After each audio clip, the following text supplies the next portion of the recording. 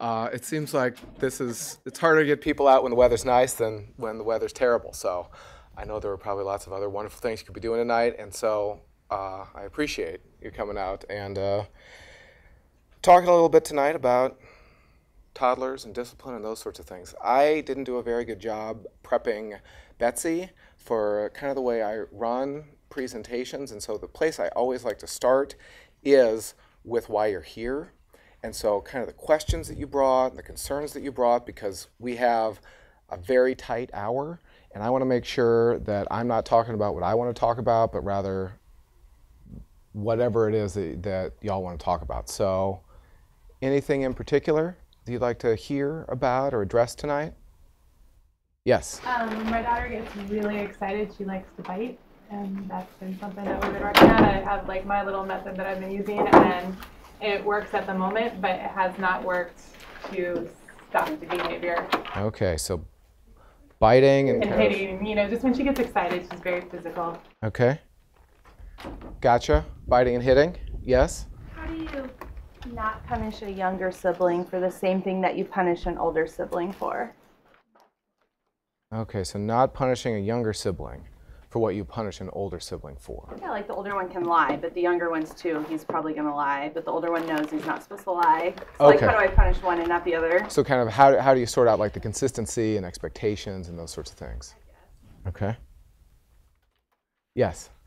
Temper tantrums. Okay. Temper tantrums. My son is now just starting, like, timeouts no longer work. He doesn't care if there's a punishment or something's taken away. He'll do it anyway. Or the throwing himself on the ground in Okay. public. So kind of persisting through a timeout. Okay. Yes. How do you deal with regression in potty training? Our daughter, she's fully potty trained for 2 weeks, and then one random day, she decides she's not having it. Okay. Regressions in toilet training. As a father of someone who just had to clean out the bathtub, I feel your pain. Yes. Just listening in general. Our son, we can just ask him to do the same thing over and over, and he just acts like he doesn't hear a single word we're saying. Okay, compliance and following directions. Kind of ignoring you too, it sounds like. Yes. Our son has a really bad habit. He's 5 and he has this awful habit of whining. Okay. It's enough to literally drive you up the wall. Okay. Yes. Screaming Screaming. when she doesn't get her way. Like a high-pitched scream. Gotcha. Yes. Everyone's hit, like, right on for me, but also trying to hurt me when he's angry at me. He waits for my reaction to see, did it hurt her? How mad is she now? And Okay. So hurting mom when mad. Sounds like. Okay. Yes. When to intervene. I have twins, but I'm not sure when I should just let it work it out or step in and say enough. Okay, so like sibling things, like between the two of them, when to intervene. Okay. Yes. I don't want to say violence, but my son, he'll chase the dog with his play broom. He'll hit anybody with anything. It's very funny. Doesn't seem to matter how anyone reacts to it. Okay. Yes. Sorry, I know I already went. But 2 things: when and how to introduce timeouts. My daughter's she'll be 2 in July, and thus far, any attempt at doing a timeout, I know she's a little bit young for it still, but it's like you sit her down and she's immediately up and she has no idea what's going on, so I don't know how to introduce that in what age. And then I'm also picking and choosing my battles. I'm not always sure if it's something I should stand my ground on and really, yes, this is wrong, or if it's just like, whatever, this isn't something that's worth the fight, so. Like this is developmentally appropriate, I can just kind of let this go? Okay. Those are great questions. Are there more? Okay. This sounds like a great place to begin. So this is typically what parents expect from kids, right? This is what we see in the media, that kids like to sit and read, They'll sit still, they'll follow directions, they'll do all these wonderful things and be a joy to be around all the time, right? And this actually probably is a very mild reality, right? So making messes, pouting, crying, whining, getting the things they're not supposed to get into, aggression is pretty common, that we'll see that. And much worse than that too, that we think we've made some gains in terms of toilet training, and all of a sudden it feels like we're back to square one. Or something that could be really scary, like I'm trying to discipline my child and they come after me and try and get a reaction or try and hurt me in this process. And so it's this reality that typically brings parents in here, is because we're seeing kind of a difference from what we expect or what we would like to see from our kids. Now when we talk about discipline, and that's sort of the sort of bread and butter of this presentation, that we want to look at both increasing some behaviors, getting along with your twin or getting along with your siblings, keeping your hands to yourself, how to express anger appropriately, those sorts of things so we can get kind of excited about and increase those behaviors, while at the same time we want to talk about how to decrease other behaviors. And so we're having problems with hitting or not following directions, or how do we kind of subtract or reduce those kinds of problem behaviors. And there are a lot of ways that we can talk about doing all of those sorts of things. A couple of things to keep in mind when we're talking about behavior change is, the first I have on here is just kind of the matching law. And this is kind of a very nice, very simple way to think about how when we reinforce a behavior, we see more of it. And the rate we reinforce that behavior is the rate we see the behavior. And so if you want to see it more, you reinforce it more. If you're not giving it attention or rewarding it in some kind of way or reinforcing it in some kind of way, then you're not going to see it as much as you'd like to. And that kind of matches how much you reinforce and how much you see. And also this gets at your point about kind of what to expect developmentally, that we're going to kind of shoot for trends in behavior change rather than the perfect absence of a behavior, or kind of perfection, that this hitting might not go away completely until a child gets to middle school or something like that. Or there will be backsliding in toilet training, that children will still have, especially nighttime accidents, much longer than they'll have daytime accidents, and some of that is developmentally appropriate. But as we're talking about changing behavior, we want to look at trends. We want to look at increases in what we want to see and decreases in what we don't want to see. And this is sometimes a hard sell, but it doesn't necessarily mean that it's going to be gone forever.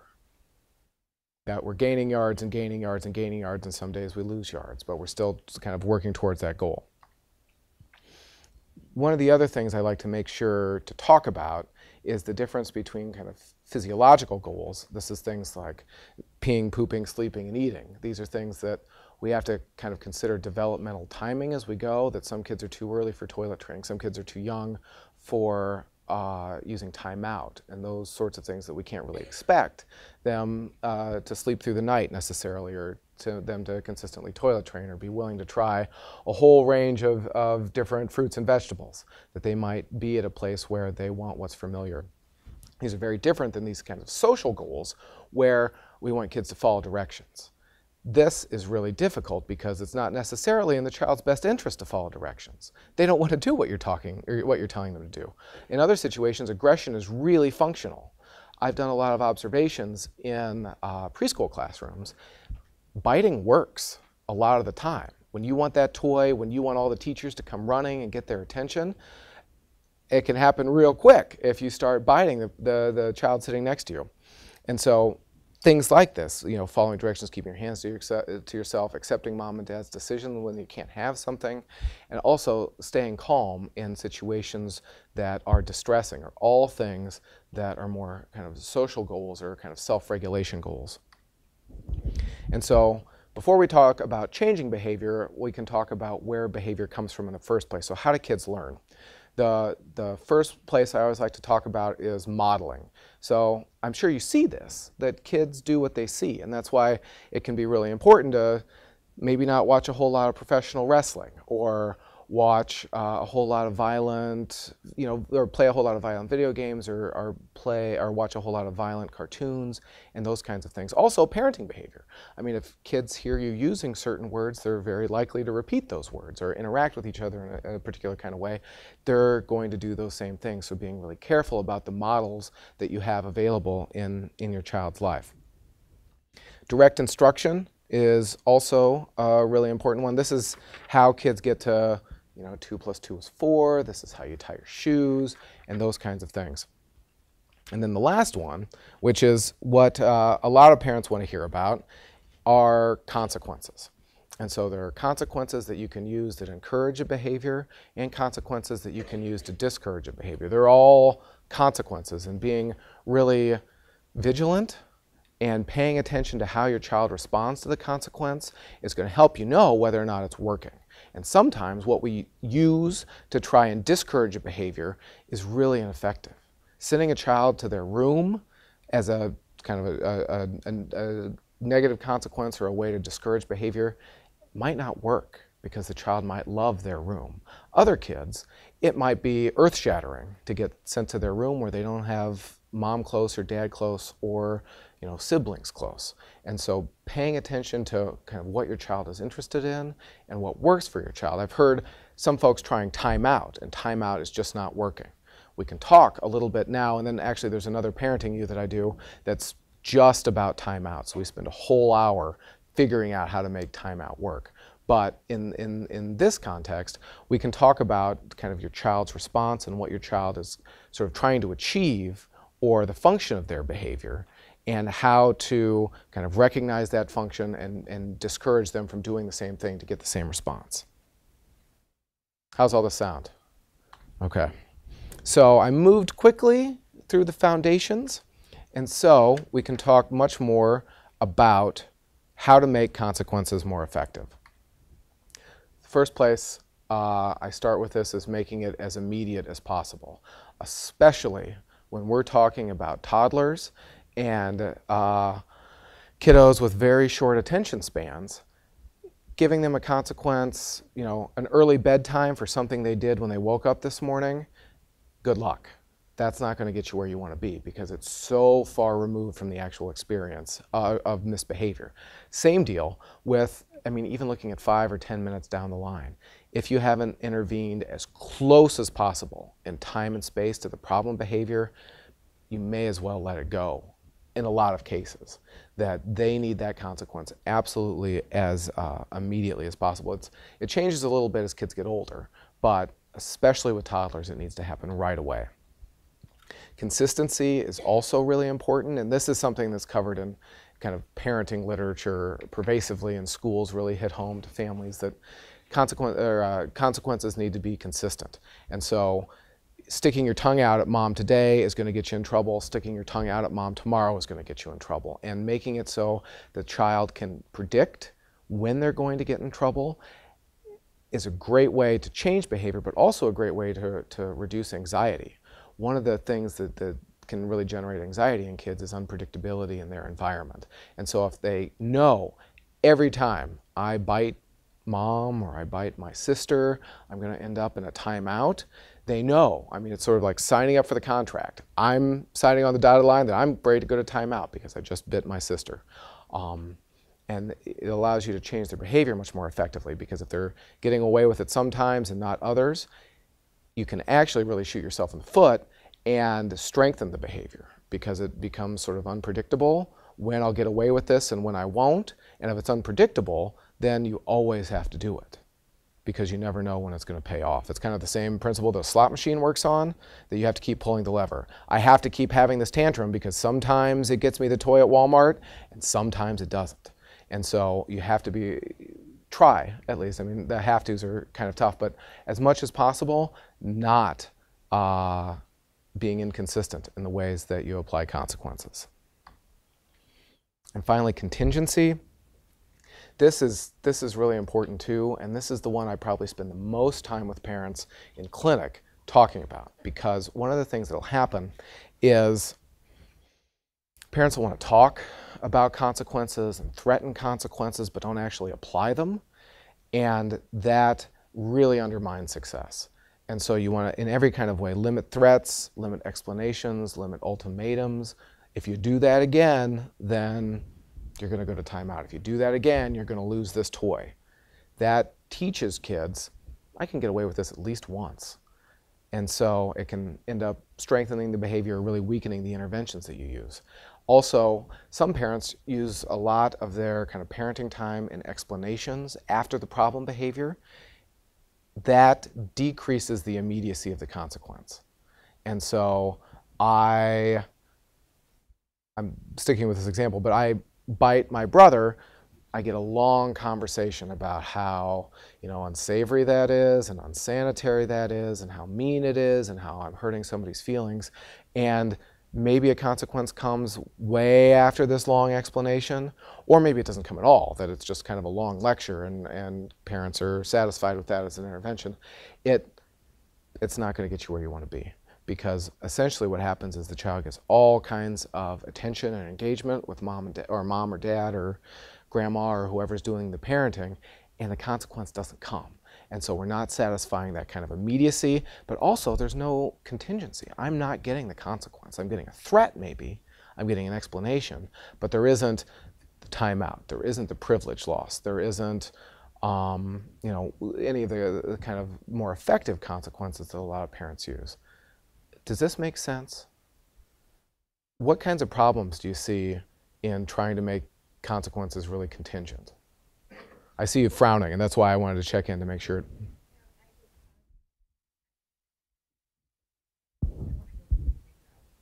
Mm-hmm. Sure. You're basically telling me that that's wrong. That is a wonderful, nurturing, kind impulse. And I think 99% of the time you should use that intervention. After the problem behavior's already happened, it's time for discipline or punishment or a consequence. Because you can spend the rest of your time as a parent explaining why or how electricity works, right? They're hovering over an outlet with a fork. It doesn't matter how the electricity gets to your house and how it's available in the living room. They need a consequence for engaging that dangerous behavior, right? Yes? So should you give them a chance to correct it? So say they throw a toy, should you give them a chance to correct it or just the consequence right away? Is the expectation in your house that that's ever appropriate? Does the child know that it's not appropriate to throw a toy? Okay. You've done the teaching. You've done the direct instruction part where, okay, 2 + 2 is 4. I know that's always true. The expectation when I'm playing with toys is that I don't throw them at my twin or my sibling. And so they engaged in the contract. They violated the expectation, they get the consequence. Well, and what that saves you is the next time I'm thinking I'm mad and I want to throw this toy, I know I'm going to go right to timeout. I don't get that wiggle room to do it again. Yes? Your answer is going to probably be the same for my question. But, so my daughter, I'll say, it's time to go take a bath, and she'll say no. And I'll give her a choice. I'll say bath time or time out. And then that usually, she says, okay. Sometimes she'll say time out, and then I give her time out. And then right away after time out, I say bath time. Are you ready for bath time? And she says yes. So is that still okay, or am I taking away that fact of, that when I say it's bath time, you don't say no to me? Mm-hmm. This is a really important point because you have to be clear about what your goals are. If your goal is to get her into the bathtub, the intervention that you just talked about is absolutely fine. So giving the choice timeout or bath, because it's about getting her into the bath. If it is about you don't say no to mom, then that's a different target behavior. If the target behavior is you don't ever say no to mom, when it happens, it's right to timeout. And then when she comes out of timeout, it's time for bath. You get another no, she just chose timeout. So in some ways, she's really already making her choice when she says no. And it's just kind of bringing that contingency a little bit earlier in the sequence so she knows, no to mom, I'm sitting in timeout. There was another one. Yes? I hear you saying is at no time is it appropriate to give a warning. Like, if you run one more time in the house, you're gonna go to timeout. What I hear you saying is, you've already told them once. If you do it one more time, then you're going to timeout. There are always situations, I mean, as a parent, I mean, one of your primary roles is teaching, right? And there'll be different contexts that the child is in that they won't know it's not appropriate to run. That, for example, you're at a Husker game and you're walking to your seats, they might take off running because your child's never been there before, they don't know it's inappropriate. Great time for a warning, right? Sounds like what you're saying is you've already set the expectation out. If it's new or something that you haven't established before, certainly you can give them a warning. And if it's something that just happens and happens and happens and you're saying one more time, it also introduces a little bit of anxiety because the child doesn't know how many times they can do this and still get away with it, right? Am I going to get a warning till the 3rd time I do it or the 5th time I do it? Is mom or dad going to lose track of how many warnings I've got? And so they said if I do it one more time, but I did it one more time and I get away with it, you have an expectation. If you want the behavior to change, it takes a consequence and not a warning. Okay? I saw one more. Yes? I know you said that you have a timeout class, but my daughter thinks timeout is funny. She doesn't. I'll say, you want to go to timeout? Yeah. And she'll go, and it doesn't seem to, she'll sit there, but it doesn't seem to have that impact that I wanted to have on her. The most important part of timeout is to make it as boring as possible. And it is. It's in the hallway, you know, against the wall, and she has no problem going. So I don't know if it's just not effective, if we should try something else, or. Possibly. It also depends on, you know, kind of how long she's staying there. It's a wonderful little audio. I was doing a timeout at my house. This is another funny thing. Like the parents I see are like, "Oh, your children must be so well behaved," and I laugh the way I'm laughing now. I have this kind of clip of my 3-year-old in timeout, and she, you know, it started with just kind of wailing and crying, and then it goes to "Nobody loves me," and then it went to "I'm done, I'm done, I'm done." The reason I'm saying that is because, and it extended the timeout because she wasn't quiet for so long that by the end it was aversive. And so if in that situation she's not complying with what's expected in timeout, and this is something I talk about in the timeout parenting you, is you teach timeout in the same way you teach anything else. That when you go into timeout, this is the expectation, and this is generally how long it lasts, and I put you in and I put you out, and if you do these kinds of things in timeout, timeout's not over. And so if she's doing those kinds of things to make timeout more enjoyable, I don't know if she's playing or Kicks around, and she sits in the same spot, but she just kind of kicks around and moves her arms. And you know, there are a lot of factors you can manipulate there. It might be a place that's too interesting, so you want to find a place that's less exciting. It could be that the timeout's not long enough, those kinds of things, or it might be unclear why she's there or when she can leave, but there are ways to fine-tune it, definitely. Yes? At what age is the child's mind capable of remembering what you've done? So if at 8 o'clock in the morning you were running in the house, you're in timeout, and at 6 o'clock at night, at what age do they remember, okay, the first time I did this, I got punished, so I shouldn't do that again, or I don't even remember what happened at 8 o'clock this morning? At what age do they transfer over to where they're getting it? I may want to continue with my presentation because I talk about that. It's ultimately it's repetition, that you want to keep doing it and keep doing it until they get it. But I wanted to make sure contingency was really crystal clear. That's actually the next slide. So you want to keep doing this until the child learns. And you're already up against a whole lot of potentially problematic learned behavior. So how long did they spend, and how many times did they practice crying to get you to bring them food, to change their diaper, to comfort them, those kinds of things. So they spend a pretty good chunk of time learning that when I scream and cry and essentially throw a tantrum as an infant, I get what I want. And so it worked to get a bottle. Why wouldn't it work at Walmart to get this toy? Why wouldn't it work to get, you know, candy or treats or those kinds of things?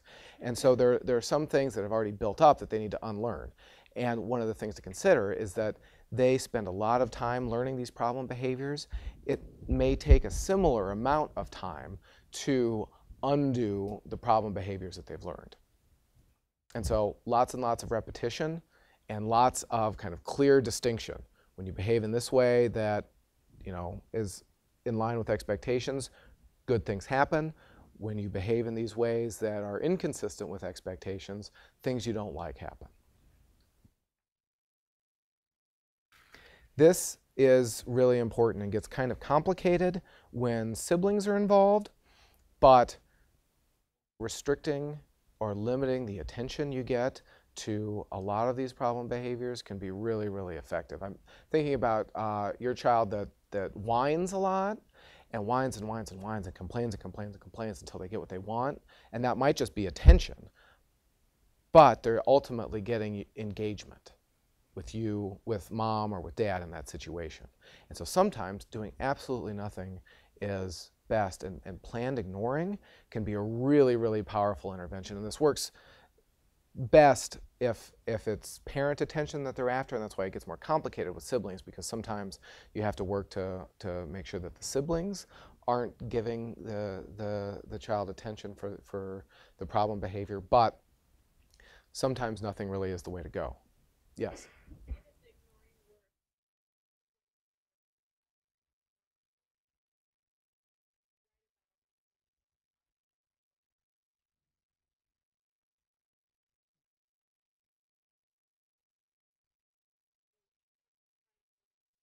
Him, but we're going to start ignoring her. Is that going to be very confusing for her, or she'll still get that we ignore her but go to him? This is a great time to sort of cue up that really nurturing parenting impulse that wants to explain things. Okay, here's the deal. He is 4 months old. He can't do anything for himself. You, on the other hand, I'm sorry, it was a 4-year-old? 2.5-year-old, you're going to have to wait for mom and dad until we're ready to take care of you. And when you do this whining, crying, carrying on, we're not going to pay attention. You can set the kids up for success. I mean, you make your expectations really explicit, and they'll have an easier time understanding that. Ultimately, what I've found in both research and kind of clinical practice, the experience of the consequence is really powerful. This is a time where mom and dad aren't paying attention to me while I'm whining and crying. They're not going to do it. Yes? I've seen people say, you know, like, my ears don't work when you whine like that. Do you call attention to the fact that you're going to be ignoring them as long as that behavior continues, or do you just turn it off? If you set the expectation, turning it off is a really, really powerful way to do it. I mean, to be fair and to be honest, there's no question in the child's mind that you hear them, right? I mean, I hear you all these other times, but the times when you can see my ears are off, right? So I don't recommend that to parents, that if you're doing kind of planned ignoring in a really powerful way, the child knows. Like, you don't have to even say it. And if anything, it kind of undermines it because you're saying, okay, I see that, and I'm going to not see it anymore. Yes? Can the same thing be applied for interrupting? Because yes. When I'm on the phone or something like that, I will tell my son or my daughter, I'm on the phone, I can't hear you right now. Should I just, you know, get up and move to a different room if they come in and they're like, Mom, Mom, Mom, Mom, Mom? Instead of just telling them, hey, no, I should just get up and move. Yes. I would say it can work really well for interrupting. And if sometimes it'll persist through that, because to be honest, as a parent, sometimes the child is so disruptive you can't ignore it, right? And then an additional consequence might be necessary. This may sound silly. Sometimes I recommend to parents to have pretend phone calls and to practice phone behavior. And so I'm not really talking to anyone, but I'm pretending to talk to someone. And this gives us all an opportunity. The child might not know that you're pretending, but this gives us all an opportunity to practice what's appropriate when mom's on the phone. Does that make sense? And that way it gives you the chance to really praise and encourage the positive behaviors. And so you're not like in the moment on the phone with grandma and trying to, you know, learn about what's going on in the family, and you've got somebody screaming in the background, right? No, yes. You said that to walk away from it, but like say you're driving in the car, I mean, I'm on the road a lot. And I mean, you can't exactly just get up and walk away. I'm gonna step outside the door real quick. That's true. That's absolutely true. And there's also the possibility of, in that situation, being that close and ignoring in a really powerful way can have an even greater impact, because Dad's right here and he's not doing anything about this. Dad's right here and he's totally shutting me out. That can be even more powerful than leaving the room, because then you're right there and the child knows that you can hear him and intervene if you'd like. What was the phrase? My ears are off? That's what, yeah, one of my friends said that to her daughter all the time. Yeah, that you show them that your ears are off. Though I feel your pain. The car is a really difficult situation because it's really hard to manage driving and problems. Yeah, screaming or throwing things, all kinds of stuff. Was there another point or question on this before we go? Yes. And when the kids are telling on each other and fighting, do you just ignore it? Like, when do you intervene? That gets at your probably broader question about kind of how to manage twins, right? And how to manage siblings in general, when to intervene and when to let it go. You know, it's hard not to give kind of a slippery psychologist answer at this point, like it depends, but it depends. That it can be, if you set the expectation up ahead of time, and I keep talking about this because you can really set kids up for success. We're going to drive to the grocery store, we're going to buy groceries, and we're going to drive home. When we're in the car, I expect these things from you.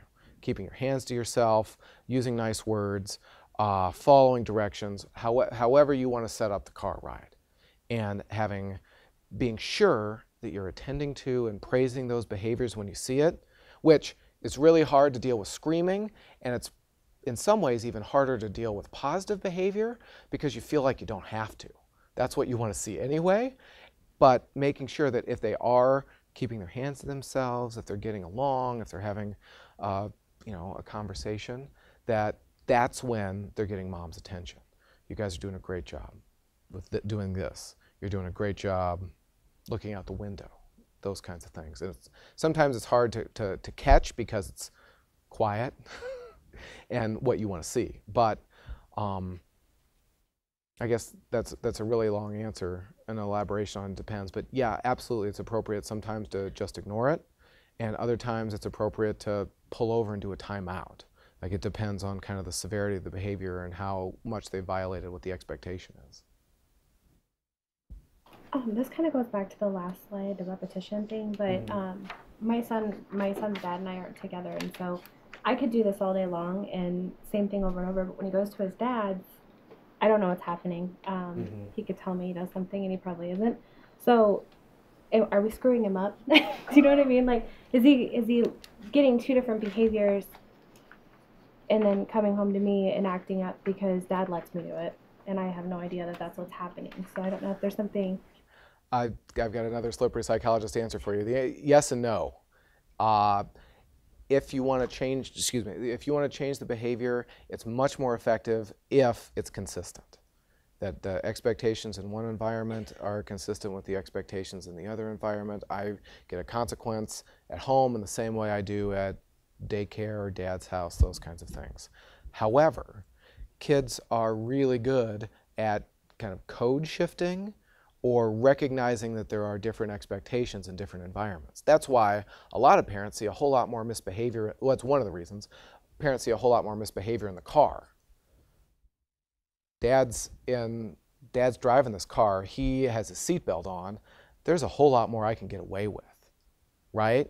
And kids learn that and can kind of push the boundaries there in a different kind of way. And so when they're at your house, that's no reason that you shouldn't, parent to the utmost and sort of set the expectations and follow up and those kinds of things. And what your child will learn is that things can be one way at dad's house and things are going to be a different way at mom's house. He still has the ability to learn that? Yes. He can get that, okay. Absolutely. And it might not happen as quickly and easily as it would if it was consistent across environments, but the answer is yes, that ultimately it doesn't mess him up and he can learn what you're working on teaching him. Yes. So I have the same situation, and my son will go for an extended period of time, like 2 weeks a month over the summer. So I guess my question is, if I've got this expectation set, he goes to dad's, that all goes out the window. Do I need to reset? Do I need to say, like, we don't hit the dog again when he comes home, or do I just consequence it when he comes home, or do I need to reset because he's been gone for 2 weeks in this whole other world? How old? He's 28 months. Okay. That may take a little bit of resetting at that age. That, you know, at mom's house, this is kind of what we expect of you, and not necessarily saying that this is mom's house and what we expect of you, but, you know, using nice hands with the dog, those kinds of things. But to be honest, when I work with a lot of parents who have kids going through those kinds of transitions, and the sooner you move to kind of the place where the consequences happen, the sooner the child can adjust to that. And so not giving a whole lot of lead time to kind of explanations and kind of sort of resetting that at mom's house, you go to timeout when you hit the dog. Yes? Now, how do you give those expectations to them? Like, say they did hit the dog, and you're trying to not only put them in timeout, but tell them what they did wrong. Now, how can you do that if they're screaming their head off and you don't want to yell over them to have them understand why they're going in timeout, and you want to be as calm as possible? How do you address that when they're screaming and they can't hear you because they're yelling? As much as possible. And this gets back to a little bit of what I was talking about earlier. You want to separate instructional scenarios and disciplinary scenarios. Disciplinary scenarios, you're applying a consequence. You're going to timeout for what you just did. Every other moment of the day, when your child is calm and reasonable, you can explain why it's mean to hit the dog. If you're doing a timeout, the whole point is to keep it as boring and not have any engagement whatsoever with mom. And so that's the worst time possible to do that, because you're right, they're not going to listen, and it undermines the effectiveness of timeout because they're getting all this rich engagement with mom.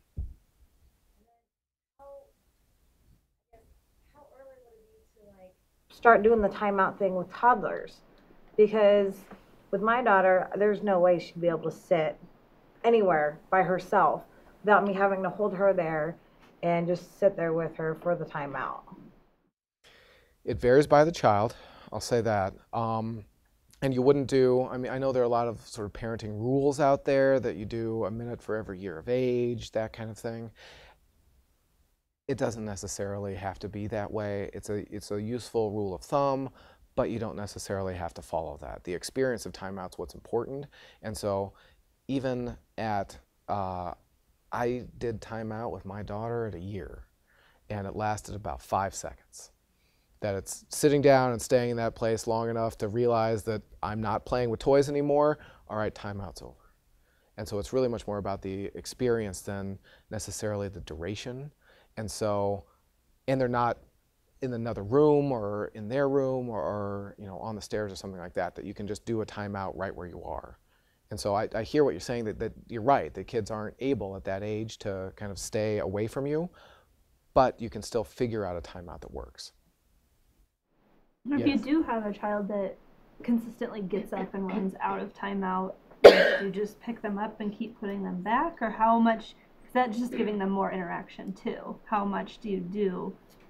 As long as it's boring, you can keep putting them back in, and you're not talking to them, you're not engaging with them in any kind of way. You can also, especially with younger kids, just kind of gently holding them on the shoulders or kind of holding their upper arms to keep them in that space. And they'll wiggle and writhe and try and get out, and you want to make sure that they're safe. But one of the things that they need to learn is that mom and dad are in charge. That I might want to be out of timeout, but I'm not going to get out of timeout because mom and dad put me here. Yes? Now, my daughter has been, we have a ferret, and, you know, our daughter likes to get her out randomly in the middle of the night. The last time my ferret ended up in a pillowcase. Yep, time before it was a book bag. We ended up putting a lock on the cage. Padlock. Padlock on the cage. She figured out that she could slide out the cleaning tray and still reach up, grab the ferret, and yank her out. Okay. She came willingly. She coaxed her out. She didn't. But I mean, how do you correct that? I mean, we emphasize, you know, ask before you get into, or if you want to get her out, you need to ask. But it's just, it's a constant thing. In that situation, I would probably recommend putting the ferret in a place she can't get to. And when it happens, you've got a consequence that happens every single time. Whether it's, you know, timeout, or you don't get, I don't know how old the child is, but you don't get T3. You know, you lost, you know, Dora for the day. That's the thing with her is, you know, you could take apart one thing and she could care less about that in 5 seconds and she's on to something else. Mm-hmm. I mean, our son, you know, you take away his video game, oh God, world's gonna end. But her, you know, you take away one thing and she's moved immediately on to something else. Okay, well, in that situation, it sounds like both restricting access to the thing that keeps getting her in trouble, and so I don't know if it's putting in a pie or what that would look like, and also just a really immediate timeout happens whenever you're putting the ferret where it doesn't go. Yes? I don't really know if this is the right time in the class to ask, but we have a son and a daughter. Like, for instance, when I put my son in timeout, it's effective 99% of the time. But when my wife tries to put my son in timeout, he'll run around and play and goof around. It's the exact same environment, things like that. Vice versa with our daughter. When she puts our daughter in timeout, 99% of the time, again, it's effective. But when I try and do it, it just re-energizes the activity from both kids. So I guess how could that be corrected? Like my son doesn't respect my wife really, and my daughter doesn't respect me as far as discipline goes. It does, excuse me.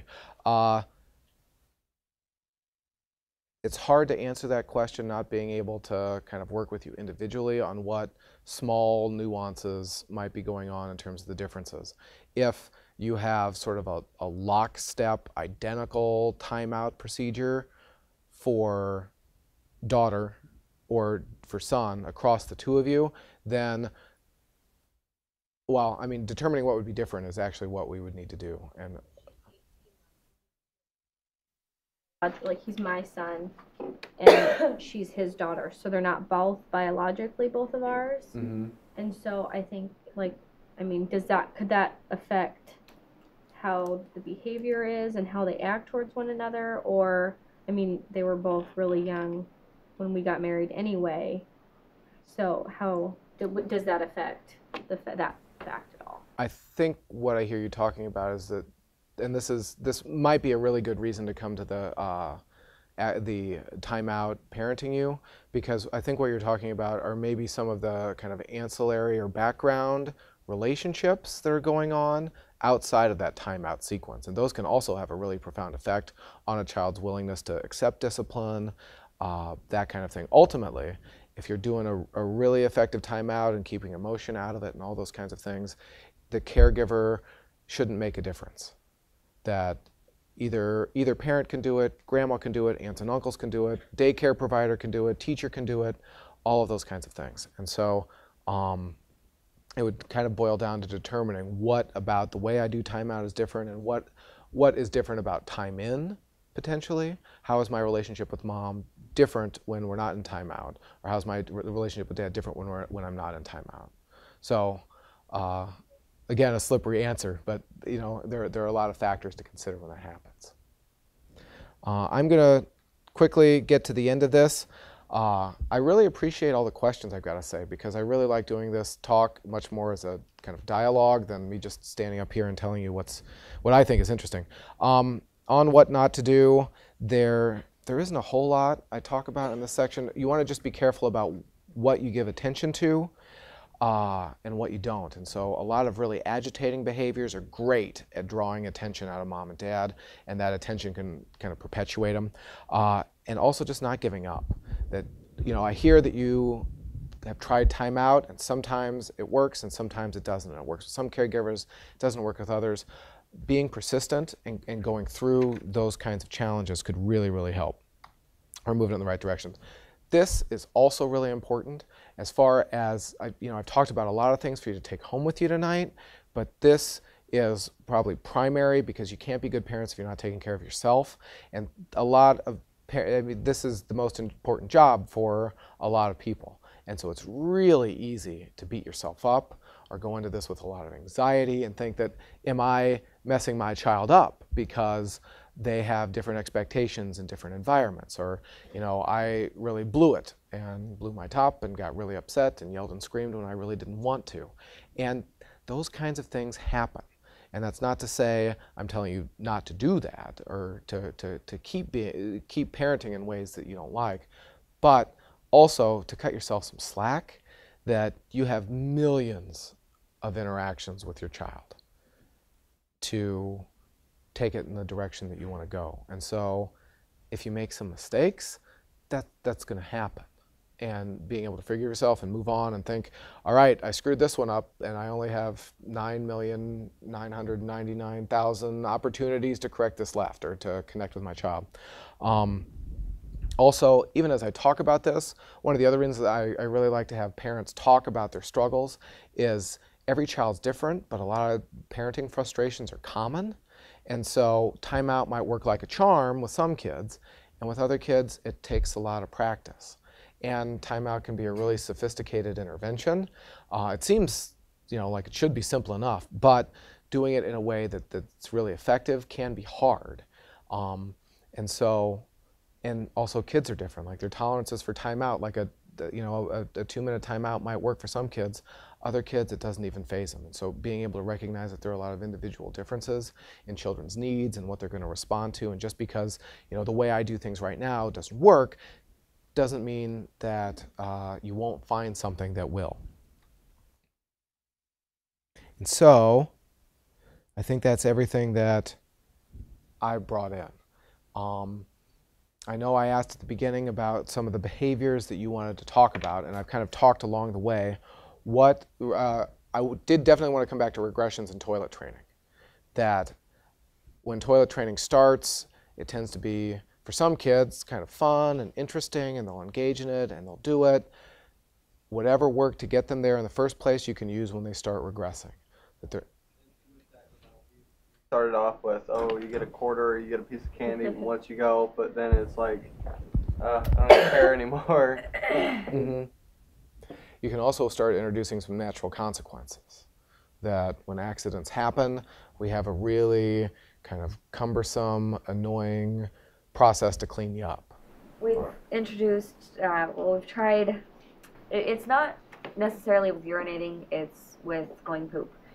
And we've tried, okay, you know what, you did this, no, you get to clean it up. You get to take your underwear off and rinse them out in the toilet. And of course, I don't make her get in there and scrub them or anything, but she rinses them out and sets them on the side and I take care of the rest.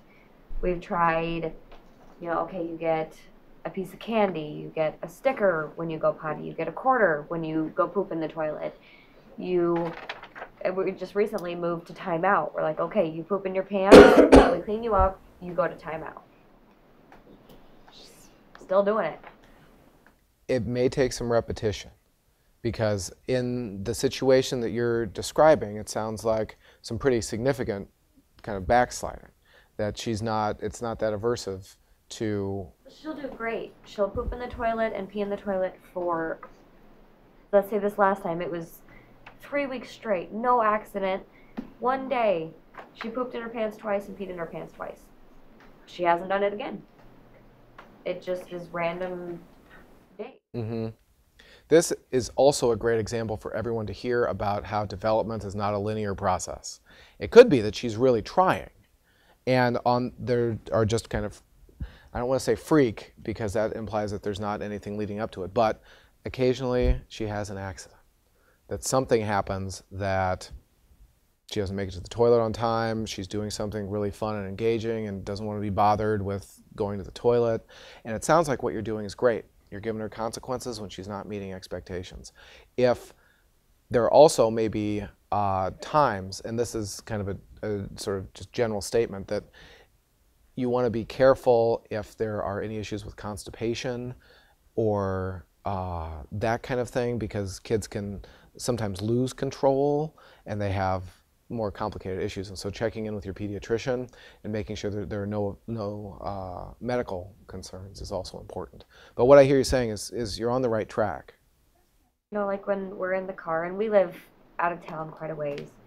So if we're in the car and we're a fourth of the way home and she goes, oh, I gotta pee, like, there's nothing except for a cornfield. So you have to hold it. And then we get home, and if she's had an accident, then we're like, okay, you know what? It's an accident. It's not a big deal. We'll clean you up. You go about your business. But other days, she doesn't want to. Mm-hmm. And that is a really, really important thing to draw out too, separating the can'ts from the won'ts. I won't go to the bathroom when I'm supposed to. A bit like when it's bedtime, she'll come down 6-7 times. Oh, I gotta pee. And she doesn't. But you know, and it's one of those things that we don't really want to discipline her, because then you don't want to draw her away from going to the bathroom, but yet you also want to still enforce that it's still bedtime. Yeah. No, it sounds like you've got her number. Yes. When's your next timeout class? Yeah, I was just gonna ask that too. You know, it's in the fall. I'm not exactly sure what the... Talking about that schedule. We maybe do one next week. Here's the deal. We don't have it on us right now, but if you go to, I will send it out on Twitter because I know we have a date for it. The other thing you can do is we have an archive of some of our past classes.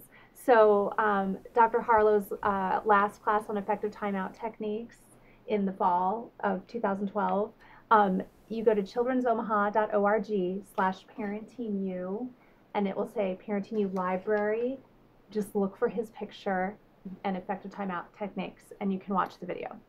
And I want to say the live one is in October, maybe the night. Sounds right. I think the classes this year or for fall will expand through, so that sounds right. And if I had my phone on me, I could tell you, because I think I put it in when we scheduled it. But yeah, I'm sorry to keep putting the teaser out there.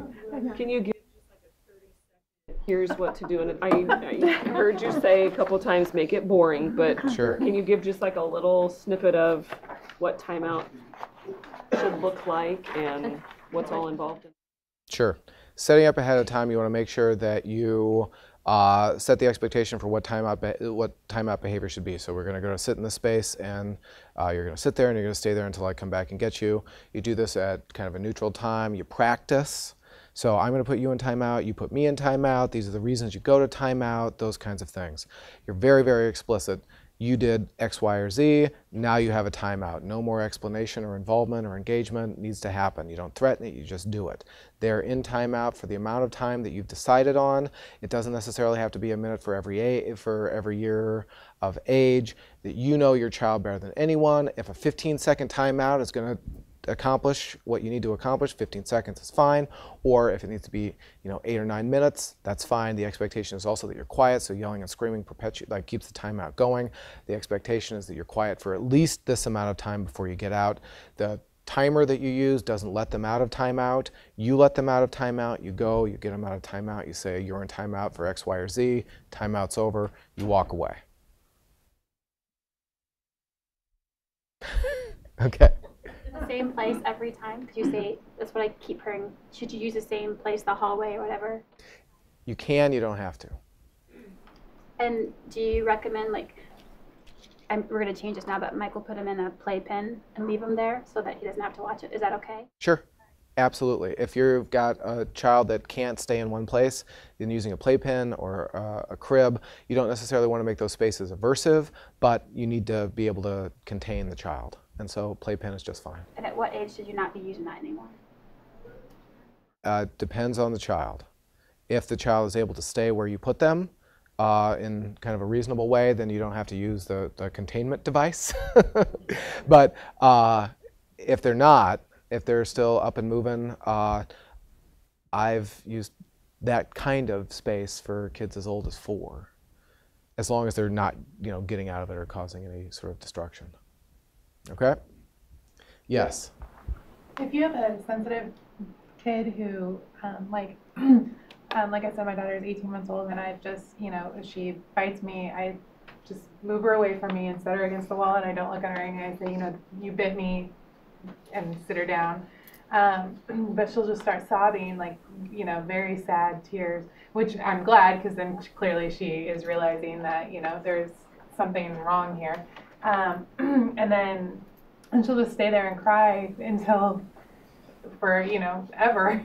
So then, you know, after a minute, I'll pick her up and I'll say, you know, you bit me again, and then I'll say, I still love you, don't, you know. I mean, is that okay? Like, am I undoing it all by comforting her after I put her in timeout, or? I tend to discourage the reunion after timeout.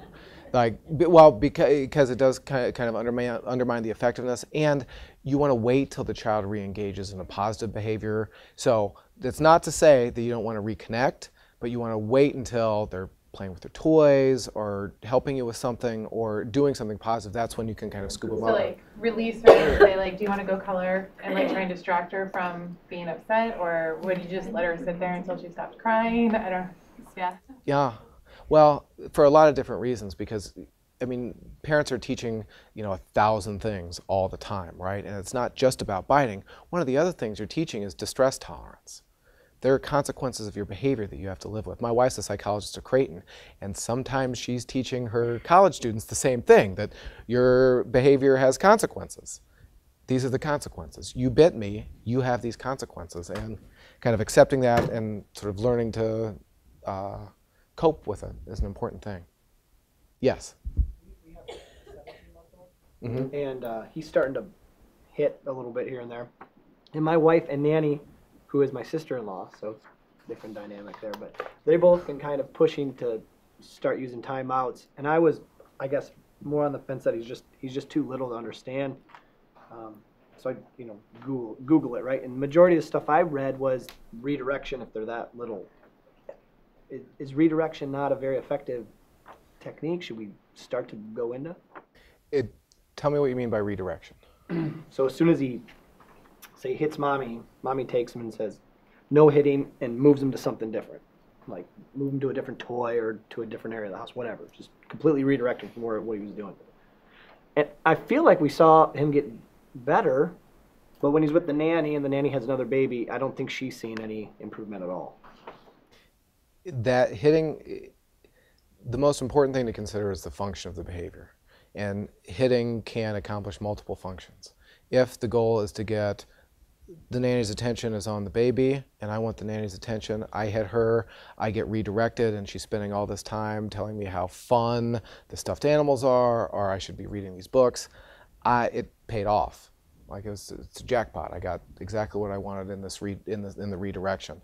If the goal of the aggression is to escape the situation you're in, then setting me down and sending me on my way is exactly what I want. If you're holding me and making me do something I don't want to do, I hit you and I get out of this, the hitting worked. And so it's really, really hard to give these kind of blanket recommendations, that it really depends on what the child is getting out of the behavior. Yes? Are you talking to me? I'll start in the front and move to the back. Is there anything besides timeout? I mean, if like it doesn't seem to affect my son at all, and I've tried all of the perfect things you said, because I'm obviously perfect. It doesn't seem to be working, and I know I'm not supposed to yell or anything like that. So what else can you do if that's not working? Taking away privileges is another great one. Even at 28 months, like if the dog's a thing in our house, so we'll chase the dog with a number of different toys. I'll immediately take it away, put it on the fridge. You know, it's gone. That doesn't seem to really matter. A lot of conflict around the dog, it sounds like. I know. I should probably just get rid of her. Well, and the other thing to do is we talked about how to discourage problem behaviors as well as how to encourage positive behaviors. So spending a lot of time, this is how you play appropriately with the dog. Especially at you said 28 months. He or she, he might not know how to play with a pet. This is how you play fetch. This is how you pet the dog. So kind of teaching the kind of incompatible positive behaviors and spending some time with that. And so when he does do those kinds of things, you're all over it and getting really excited that you're doing what you're supposed to be doing with the dog. Yes. Make sure I understand. So if I feel that my child understands his or her expectation, when that expectation is broken, they can have a consequence. Correct? Like, Yes. pick up your toys. No. Okay. Then time out right then. Correct? Because I expect him to pick up his toys. Mm-hmm. Potentially, or you can also do kind of a guided compliance if they're young and you're kind of teaching compliance. Pick up your toys, and then you don't do it, so I'll move you to do it, so there's no escape from it. But there are lots of different consequences that you can use. But the answer is yes. If they know that you're supposed to listen to mom and I'm doing something I'm not supposed to do, then yes. You talked a lot about punishing, bad behavior. So on the flip side of that, encouraging good behavior, you said we tend to ignore because it's expected. What are some good positive reinforcement for good behavior other than maybe a piece of candy or saying good job? Mm-hmm. What have you found to be the most, work the best for? So there are kind of 3 domains that we can talk about. And you just mentioned one, like tangible rewards. Here's a piece of candy, ice cream, I heard money for toilet training, physical affection, hugs, kisses, high fives, those kinds of things. And then the other is kind of verbal praise. And you want to be very, very specific about the praise that you give. Good job, good work is okay. But if you're able to say, you did a great job sharing, I'm so proud of you. I know that you're engaging with me because I shared. Or you did a great job keeping your hands to yourself. Then they know I kept my hands to myself. That's why Dad is giving me all this attention. Okay? Yes. Now, our daughter, she has a hard time sometimes distinguishing between the dog and the cats, like as far as roughness. We tell her, be careful with cats, they're gonna scratch it. Well, we have a Great Dane, and so she's bigger, and so a 3-year-old doesn't do much effect to. She can lay down on her when she's on the floor. Coral will get up and cuddle with her and lay on top of her. But she'll grab the cat around the head in a sling and just go through the house. And the cat's so used to it, she's like, is it done yet? But our other boy cat is a little bit more temperamental, and so he'll scratch her. Well, we've told her several times, don't play with the cat that way. I mean, how do you keep her entering? Just let her get scratched by the cat? Some situations have their own natural consequences. But you can intervene there too. That you have, I don't want to sound like a broken record, but time out, you lose, if you can't play appropriately with the cat, you lose these other favorite toys. If it's close to bedtime, okay, that's it, we're going to bed. Those kinds of things, that you can have consequences for it. And especially if you told her before she knows not to put the cat in the headlock, right? I'm going to keep talking until the hook comes out, but I'm expecting now that it's 7 o'clock that they're going to kick us out of here soon, but I want to keep going. Just you touched on something called stress tolerance, and she asked a question over there. And it kind of concerned me because I've been taught, my grandma does it, that when they're in timeout, before they can leave, they have to give you a hug and kiss and make up. So, but you said that you want to teach them stress tolerance. Can you explain a little more on that? Well, and what you're talking about is not necessarily a problem, because ultimately you're giving a command and you're kind of getting them back into instructional control, that you're saying that you're out of timeout, but you're not really out until you do this thing I tell you to do. And so whether it's give me a hug and kiss, or it's put your toy in the basket, you're still making sure that they're kind of ready to go with what you've given them as a command. And so if you want to give them a command, give me a hug now, you can. Because that kind of reestablishes the fact I'm in control and timeout's over and those kinds of things. As far as what I was saying about distress tolerance, essentially avoiding being super indulgent. That I can't allow, coming from a place where you never want your child to cry, that crying and experiencing distress is actually a really important skill to develop, that I can be sad and I can recover from being sad. And that's, not to say that, push your child out of the house and let them live in the real world, but there's a balance, right?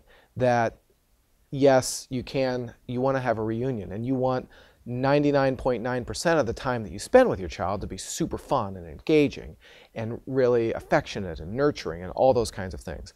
Part of nurturing your child and teaching your child is you can be stressed and you can get through it and you can survive and all of those kinds of things. And so that's sort of what I meant by distress tolerance. Sure? Yes. One thing that my dad always did growing up is he would count. After 3 there would be a count. And one thing our daughter is starting to do now that's getting nice outside, she wants to spend all of her time outside. But when we come inside, she's not really throwing a temper tantrum, but she's just showing us that she's upset. She's not happy. So instead of, you know, immediately just going from outside to time out because she's crying, I've started counting. And it's become repetitious enough that she's starting to, like in public, if she's just starting to get a little unruly, I can start counting and she calms down. Have you heard of that or had any experience with that being an effective tool? It definitely can be. I think when it comes to compliance situations where you give a child a command and expect them to comply, I don't typically on the front end recommend counting because then the child's responding to the numbers rather than to the command. And so you don't want to always have to get to 2.5 and once Dad gets to 3 you're in trouble. That you want to just be able to say, hold my hand, or just say, come inside. When your child's distressed and you start counting, that's a little bit different a situation because if you're trying to help her calm down, it could be really soothing. And so it sounds like the function of the behavior might be a little bit different. But if it's about compliance, I typically don't recommend a parent to count because that can introduce other kinds of problems.